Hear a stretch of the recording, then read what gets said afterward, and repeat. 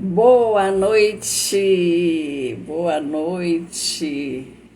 Desejo que você esteja maravilhosamente bem, que tenha aproveitado bem o teu fim de semana, que você esteja muito bem na presença do Senhor. E hoje, domingo, estamos aqui para dar continuidade à nossa reflexão sobre a obra, o livro de Rick Warren, né, que é Uma Vida com Propósito. E hoje nós estamos no 17º capítulo. Primeiro eu quero agradecer a Deus pela oportunidade de estar aqui, podendo refletir sobre o propósito pelo qual estamos aqui. Quero agradecer a tua presença, você que está me acompanhando agora, você que vai me ouvir depois. Eu desejo de coração que você consiga realmente abrir, né? Abrir, pelo menos ampliar um pouco a sua consciência e se abrir para essa reflexão, para que você consiga ter um entendimento sobre o propósito pelo qual você está aqui nesse planeta. E o tema de hoje é um lugar ao qual pertencer. E um esclarecimento, uma confirmação disso está lá em Efésios 2,19. Agora vocês são membros da própria família de Deus e cidadãos do país de Deus, e pertence à casa de Deus como todos os outros cristãos. Paulo escreve para os Efésios, para os primeiros cristãos, para eles entenderem, né?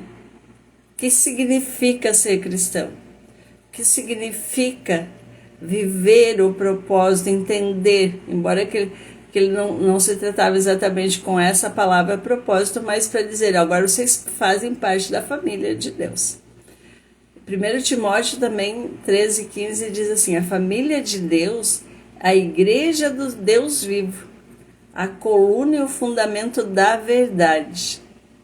Então, se você quer conhecer um pouquinho mais, entender um pouquinho mais o que significa isso, fica aqui comigo que nós vamos refletir sobre essa obra do Rick Warren, né, norte-americano, que escreveu esse livro com muita espiritualidade, com muito fundamento baseado na palavra, para nos trazer clareza, entendimento, o que é, afinal das contas, né? Pensando no nosso propósito de vida, porque é que nós estamos aqui nesse planeta.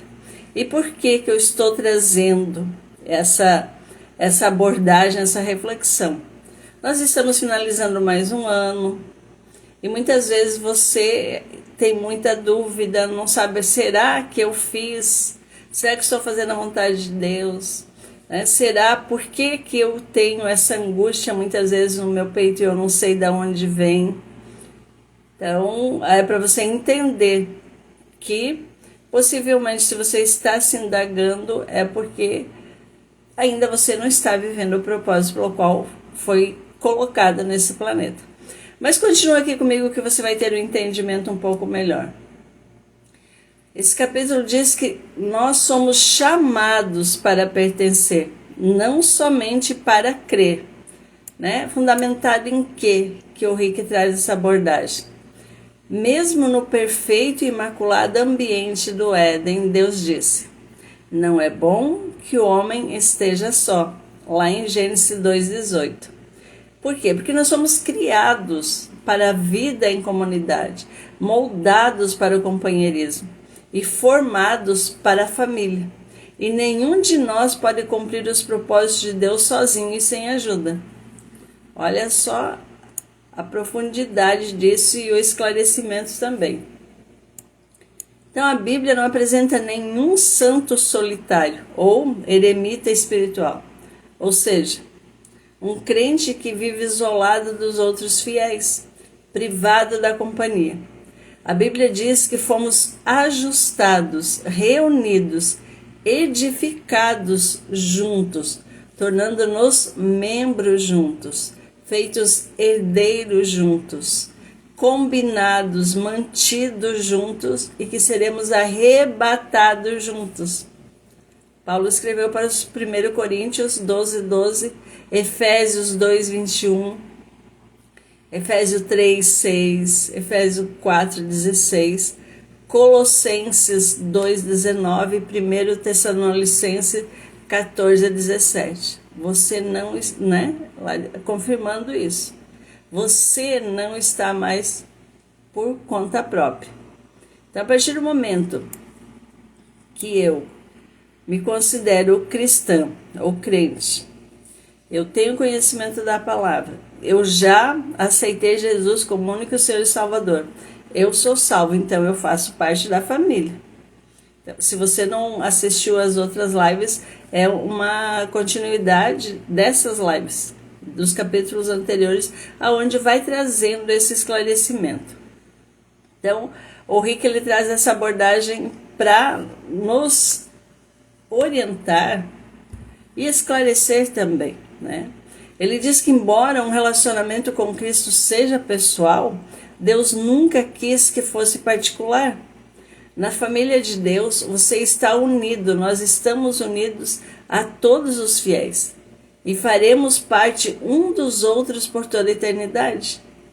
A Bíblia diz: em Cristo nós somos muitos, formamos um corpo e cada membro está ligado a todos os outros.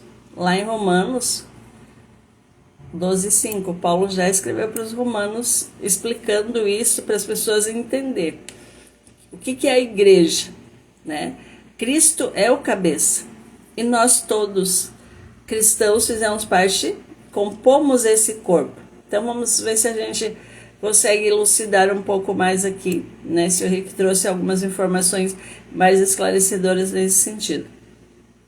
Ele diz que a partir do momento que nós decidimos seguir Cristo, isso é tomamos essa decisão, nós começamos a pertencer, não apenas crer.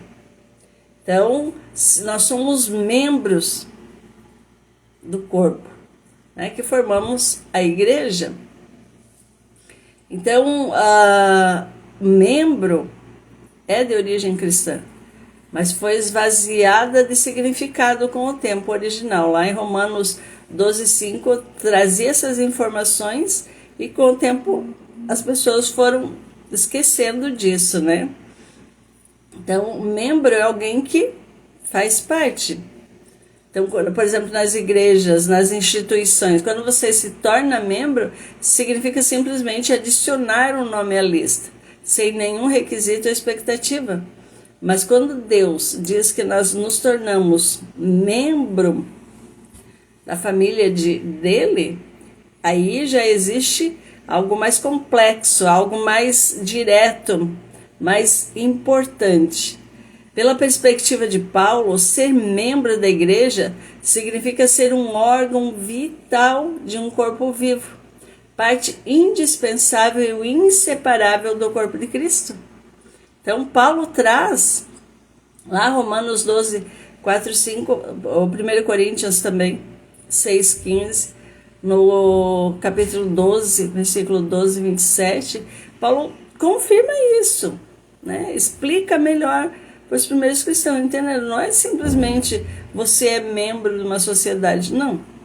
Você faz parte de um corpo vivo, é algo um pouquinho mais... Um pouquinho não, bem definido, né? De entender realmente a importância que a gente começa a ter. Não é simplesmente um membro a mais, muito pelo contrário. Ele reafirma que diz que é indispensável, a parte indispensável e inseparável do corpo de Cristo. Então, nós precisamos restabelecer e praticar o significado bíblico dessa palavra. A igreja é um corpo, não é um edifício, um organismo ou uma organização. Então, se você se diz, você, né, fez a escolha de ser cristão, você faz parte. É uma parte indispensável, inseparável. Vamos entender um pouco mais isso. Para que os órgãos do corpo humano cumpram o seu propósito, precisam estar conectados com o corpo. Um fígado sozinho não faz nada, um olho sozinho fora do corpo, ele é morto. Então, Cristo usou esse exemplo, e Paulo também, para exemplificar para nós, para a gente entender a importância. Se eu faço parte, se eu sou membro, não tem um coração ficar batendo fora do corpo funcionando, não vai. Não vai funcionar, vai o quê? Morre, não tem vida. Então vamos entender um pouquinho mais. Se nós fomos criados para uma função específica, como cada órgão do nosso corpo. Existe para uma função específica. Nenhum órgão do nosso corpo, e a ciência já prova isso, é inútil. Então, para a gente entender, né? A Bíblia diz: assim somos como as várias partes do corpo humano.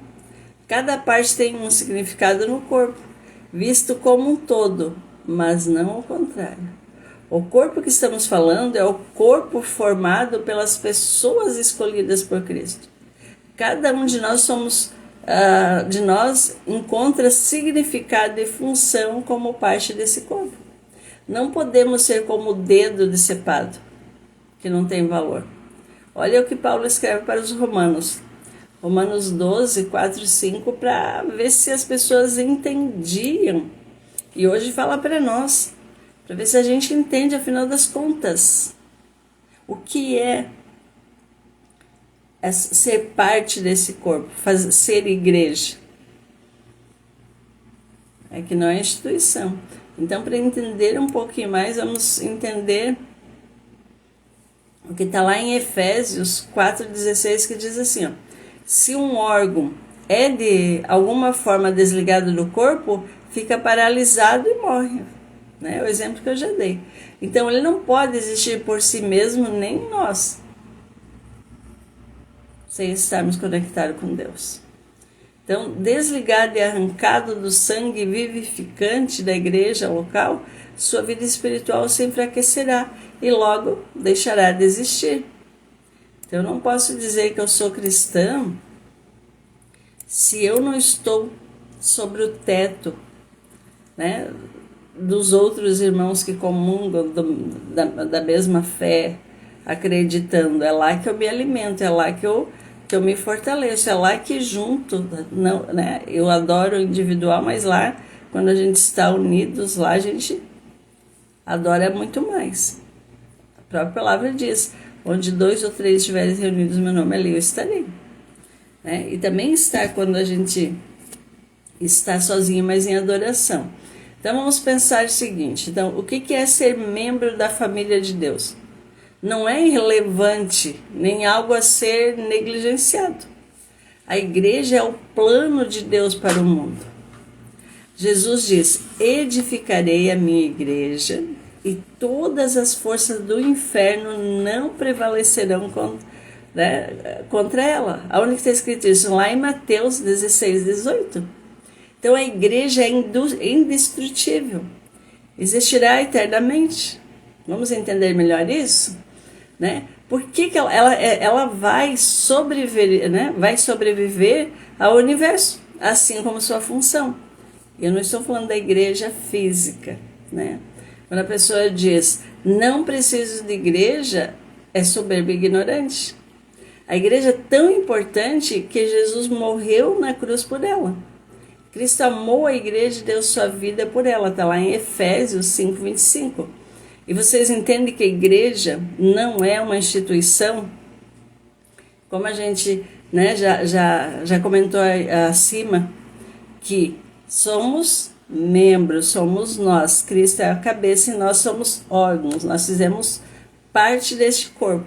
E um órgão, dando o exemplo do nosso corpo físico, um órgão fora do corpo, o que acontece? Morre. Então vamos entender um pouquinho mais essa reflexão sobre o que o Rick Warren conseguiu captar e registrar nesse livro. Ele diz assim, ó: na Bíblia, a igreja como um todo é chamada a noiva de Cristo e o corpo de Cristo. Da onde que ele tirou essa ideia? Lá 2 Coríntios 12, 11, 2.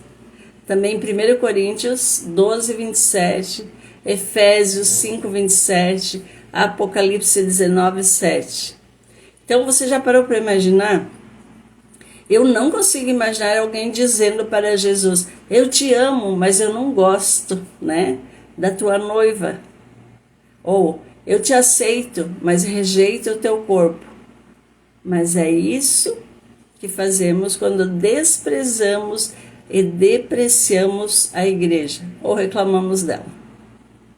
Em vez disso, Deus nos manda amar a igreja, tanto quanto Jesus, né, a amou. Lá em 1 Pedro 2,17 está escrito assim: amem sua família espiritual.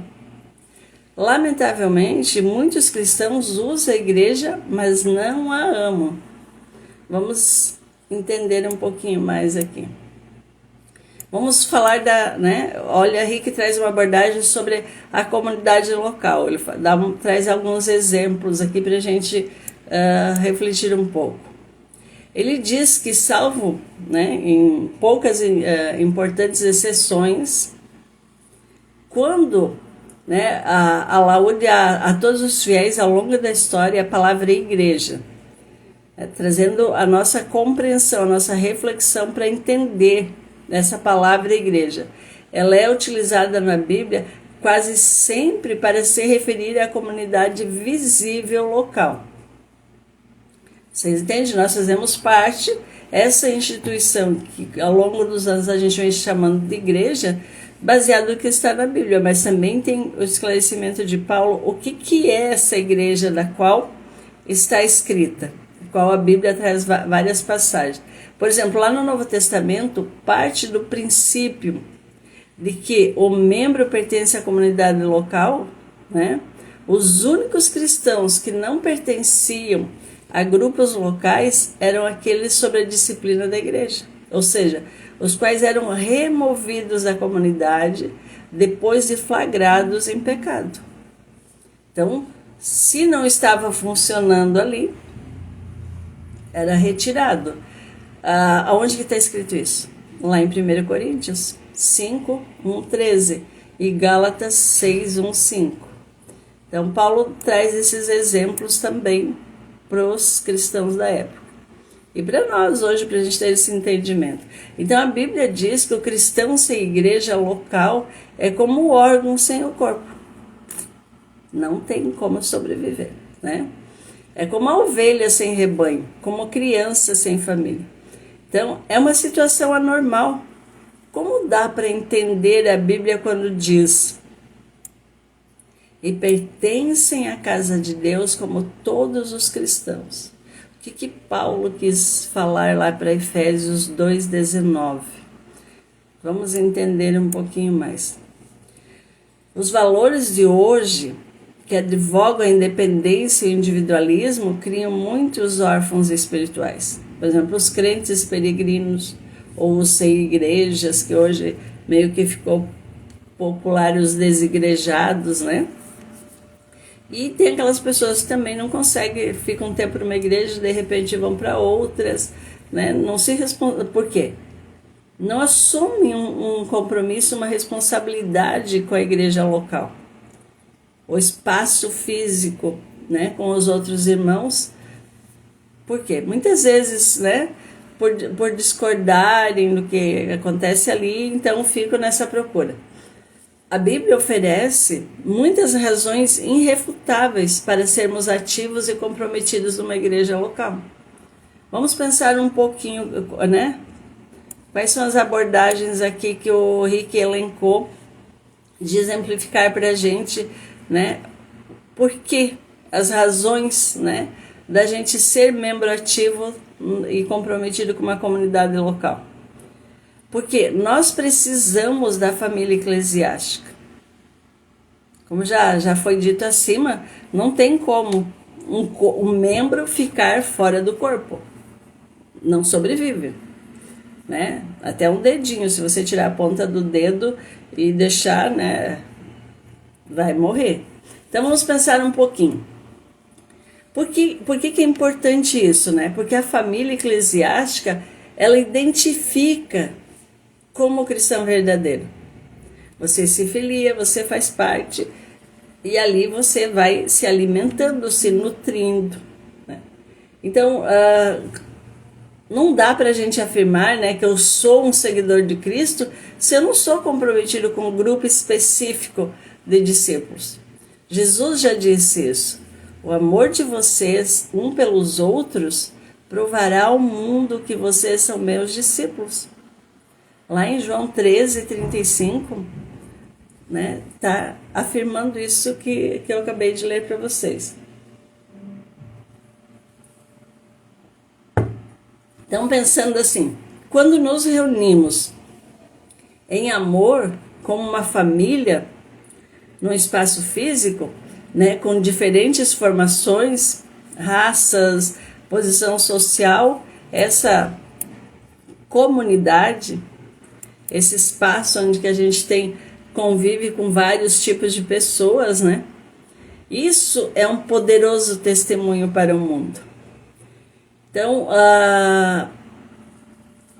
nós não podemos ser corpo de Cristo isoladamente. Eu espero que tenha ficado claro, né, esses exemplos que o Rick Warren trouxe aqui, essa abordagem muito direta, muito didática. Então, como que acontece isso? Nós precisamos de outros para expressar essa condição de juntos. Então, não tem como eu viver separado.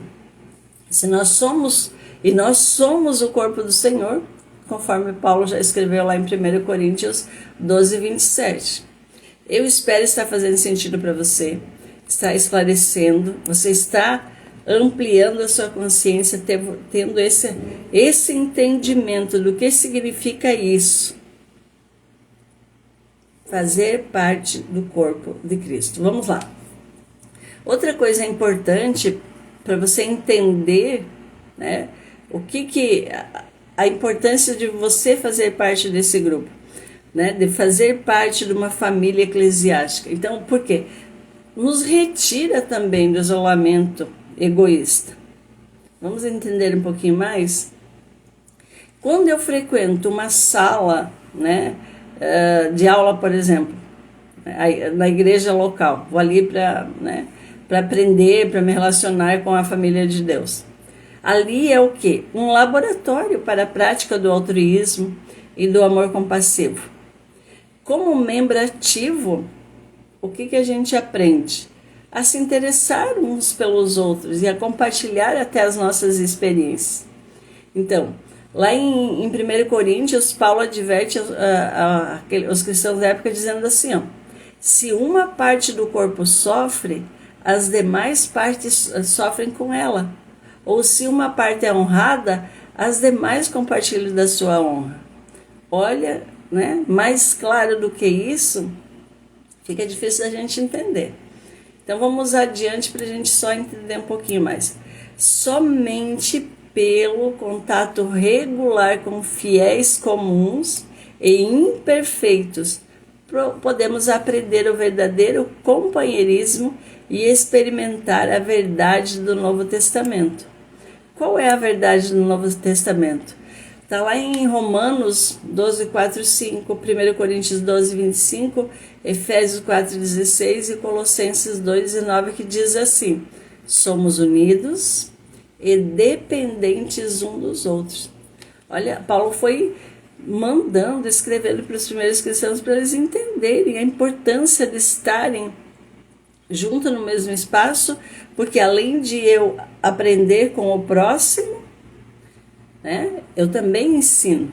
E ali a gente vai poder compartilhar com outras pessoas.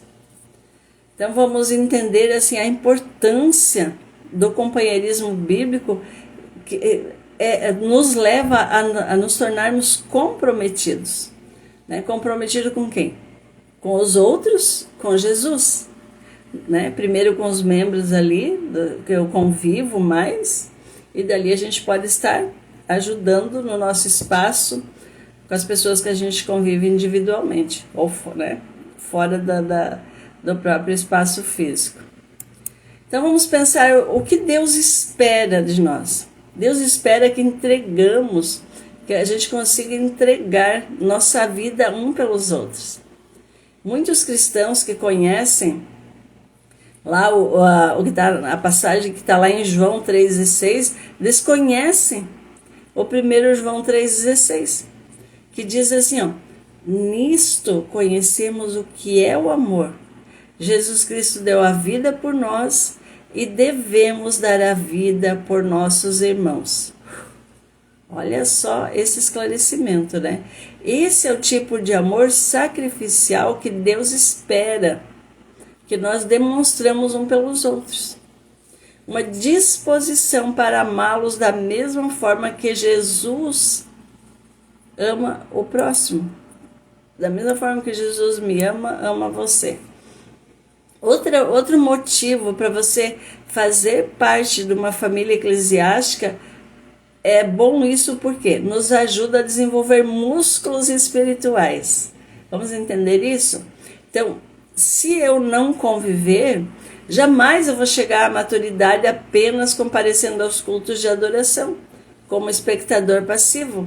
Somente a participação nas ilimitadas atividades da igreja local ou na família eclesiástica, somente ali eu vou desenvolver essa musculatura espiritual. Porque a Bíblia diz assim, lá em Efésios, quando Paulo escreveu Efésios 4,16, diz assim, à medida que cada parte realiza o seu trabalho em especial, ele coopera para o crescimento das outras partes, para que todo o corpo esteja saudável, crescendo e cheio de amor. Vocês entendem novamente o exemplo do nosso corpo físico?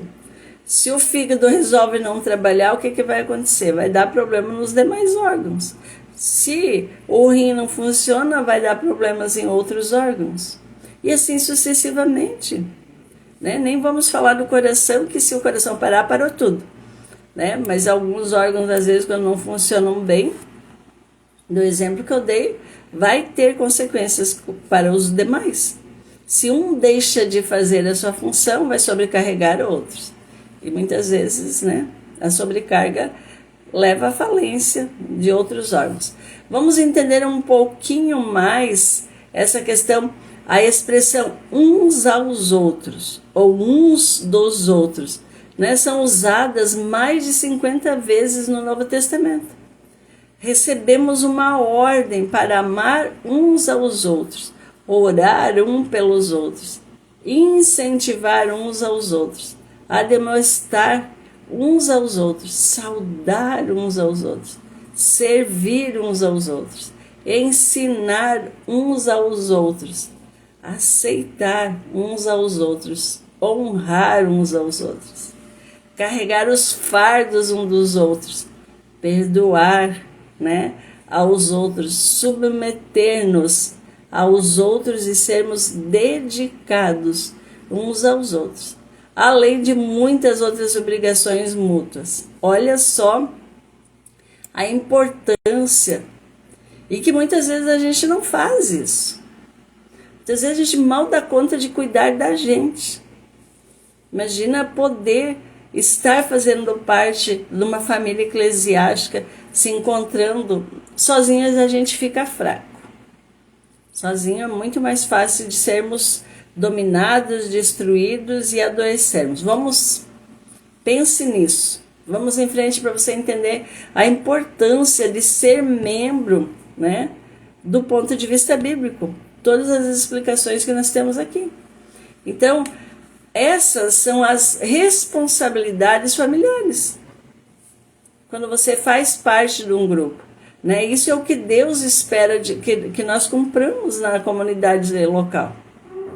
Agora, para você pensar um pouquinho, com quem você vem agindo dessa forma? Em que espaço que você está vivendo? Dentro da sua família?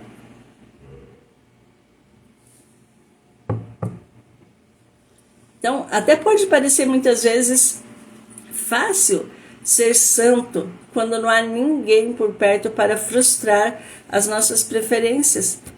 Mas essa é uma santidade falsa. Por quê?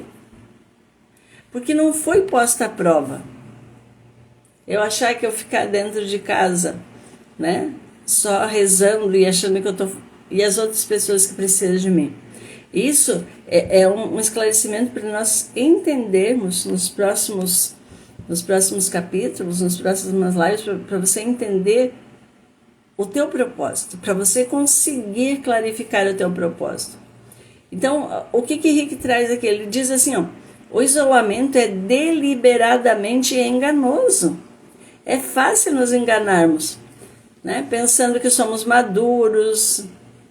Por quê? Quando não tem ninguém para contestar, a gente acha que está fazendo tudo certo.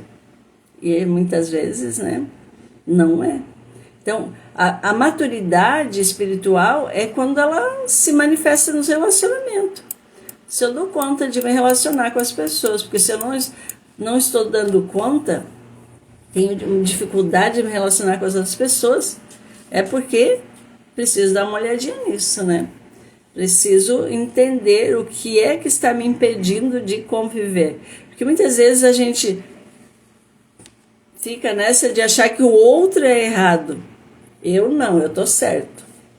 Vamos entender um pouquinho mais aqui, né? O que a Bíblia diz para a gente crescer, para a gente entender.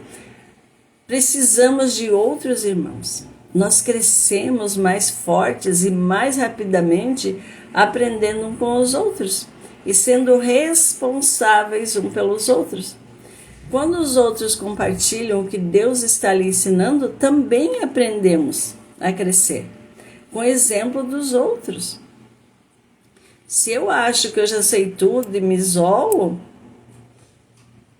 eu não vou crescer muito mais além daquilo que eu deduzo, que eu sei que eu sou bom o suficiente, que o outro que é errado.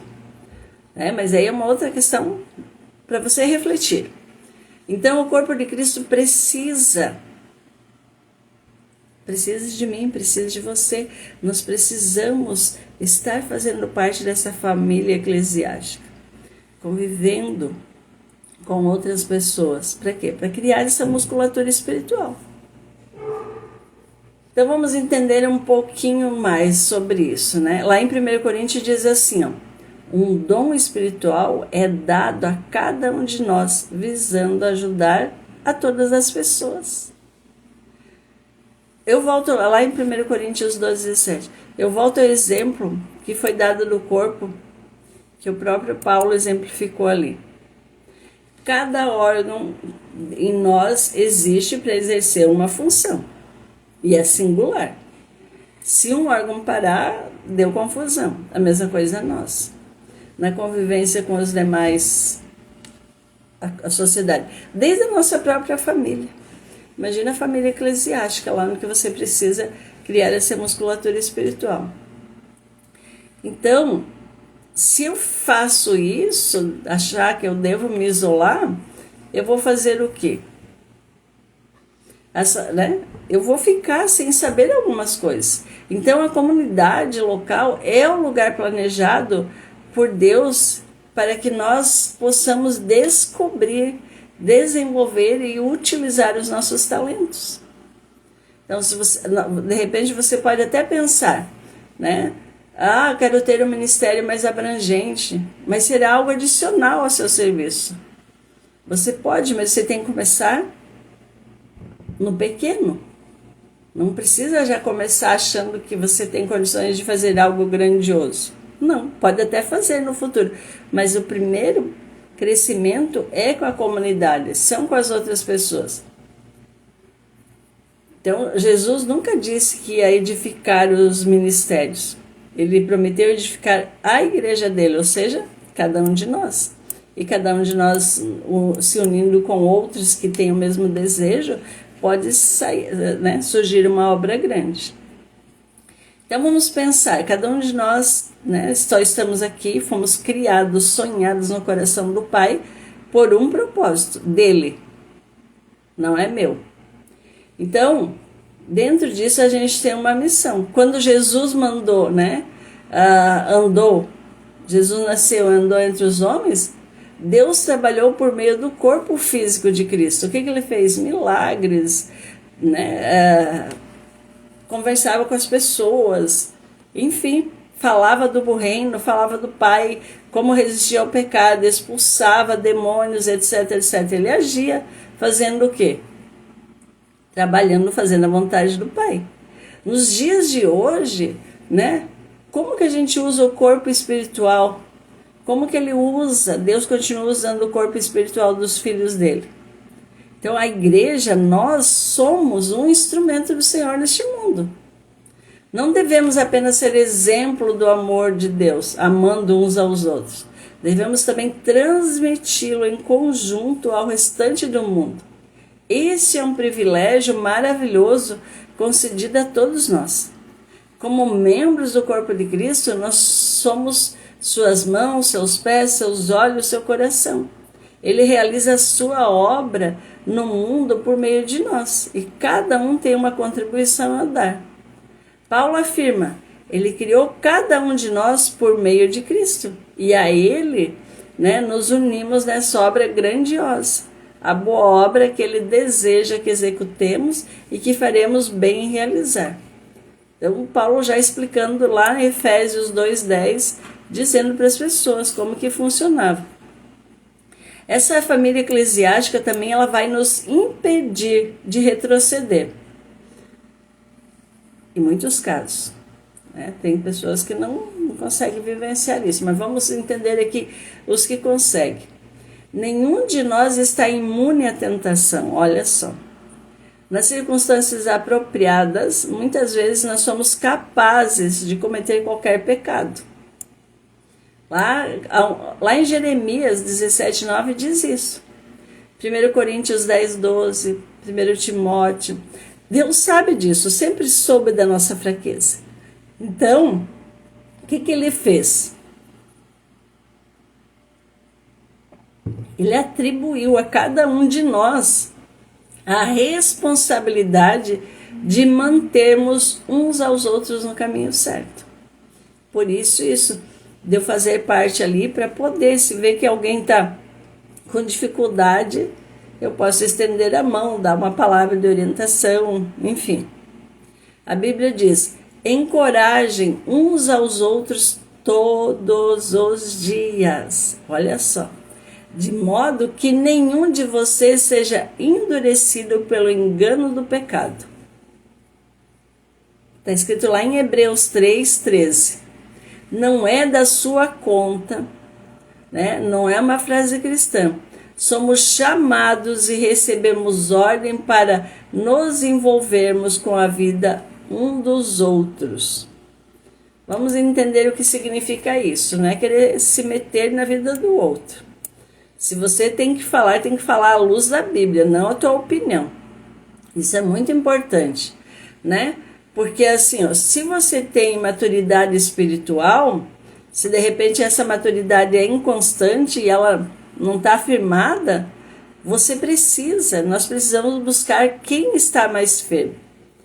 Então, antes de dar um conselho para alguém, tem que saber se é à luz da Bíblia aquilo, é os princípios. O apóstolo Tiago já advertiu dizendo assim, ó, quando ele escreveu, ele já disse lá, Tiago 5,19, prezados amigos, se vocês conhecem alguém que se desviou da verdade, não desistam dessa pessoa. Façam tudo para trazê-la de volta e terão resgatado uma vida preciosa da destruição, impedindo que ela se afaste de Deus. Porque sabe que nós, né, somos pecadores sim, e se a gente está sozinho, está mais suscetível ao pecado, a errar, a cair. Então, quando a gente faz parte da família eclesiástica, a gente tem uma base mais, proteção espiritual dos líderes, dos pastores, né, das pessoas com quem a gente convive ali, que tu faz parte. Então vamos entender um pouquinho mais sobre a responsabilidade. A Bíblia diz que esses pastores, né, esses líderes espirituais, até os próprios padres, a responsabilidade deles é zelar pela alma de vocês. E eles sabem que devem se responsabilizar por isso diante de Deus.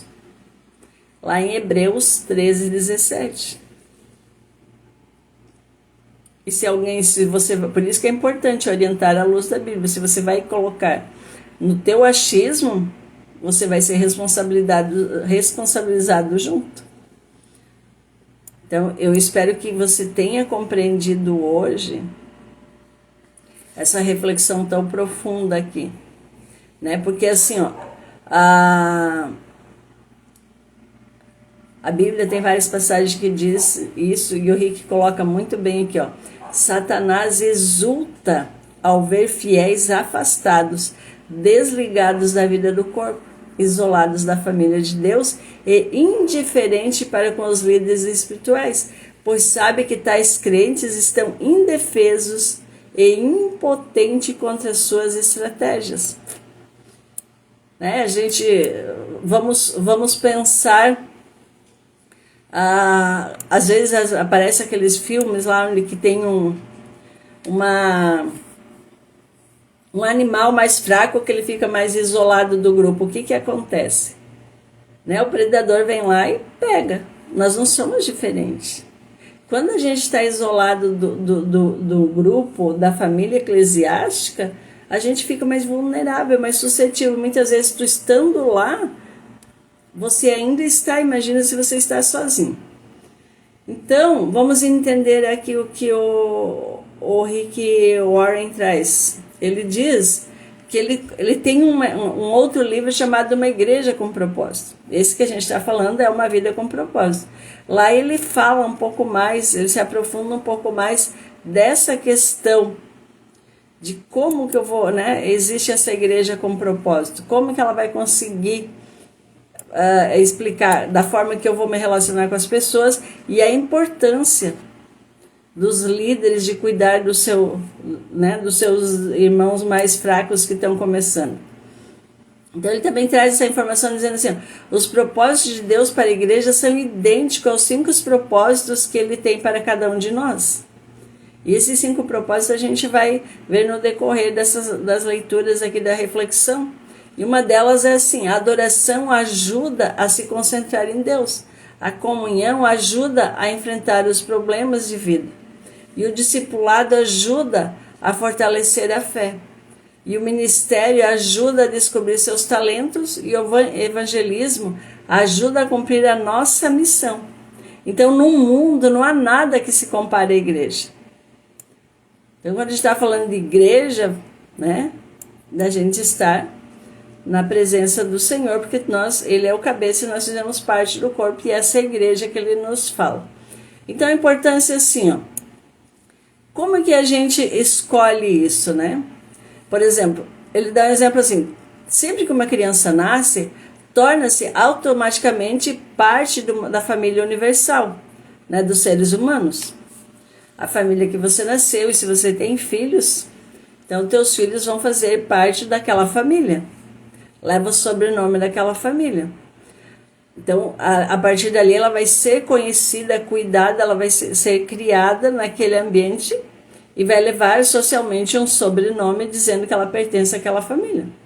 Então, quando a gente escolhe, enquanto adulto, nascer de novo, nós nos tornamos também automaticamente parte da família universal de Deus, que foi a reflexão de ontem.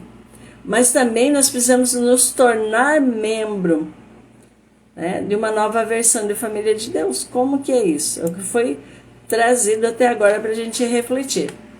Então vamos entender assim, ó, a diferença entre frequentar uma igreja e ser membro dela está no quê? No comprometimento. Por exemplo, os frequentadores são espectadores, né, que ficam à parte. Os membros envolvem-se no ministério. Os frequentadores consomem, os membros contribuem. Os frequentadores querem os benefícios que a igreja propicia, sem participar da responsabilidade.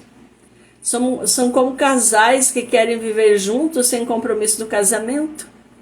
Então ele traz a importância disso, né? Então vamos pensar, por que é importante filiar-se a uma igreja local? Porque isso prova que você está de fato comprometido com os irmãos e irmãs espiritualmente. Não somente na teoria. Deus quer que nós nos amamos de forma real e pessoas reais, não pessoas ideais. Né? A gente pode passar às vezes uma vida inteira buscando a igreja perfeita, mas jamais vamos encontrar, porque nós fomos chamados para amar pecadores imperfeitos, assim como Deus fez. No livro de Atos, os cristãos de Jerusalém eram bem específicos no seu compromisso uns com os outros. Eram dedicados à comunidade. A Bíblia diz, eles se dedicavam ao ensino dos apóstolos e à comunhão a partir do pão das orações. Lá em Atos 2,42 diz isso. E hoje Deus espera que você se comprometa com as mesmas coisas.